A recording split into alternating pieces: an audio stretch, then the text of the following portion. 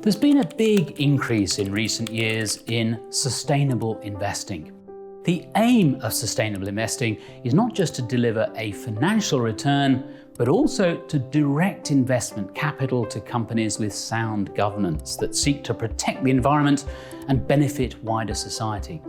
There is, of course, a strong moral argument for not-for-profit organisations to invest in this way. It also makes sense from a financial point of view, because heavy exposure to stocks in particular that contribute to climate change is a big risk. Although sustainable funds won't necessarily deliver higher returns in the long run than mainstream funds, the overwhelming evidence is the returns are likely to be very similar. So, what's the most efficient way to invest sustainably? Well, first you need to decide whether you want to divest from certain industries, oil companies for example, or be an active shareholder and try to exert some positive influence that way.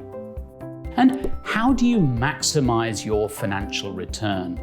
Well, the evidence tells us that low-cost, diversified portfolios deliver higher returns than more expensive, concentrated ones. So traditional active management is best avoided.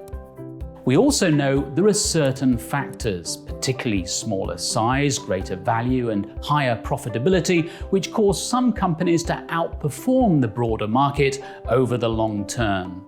So you should aim to use funds that have a bias towards stocks with those characteristics.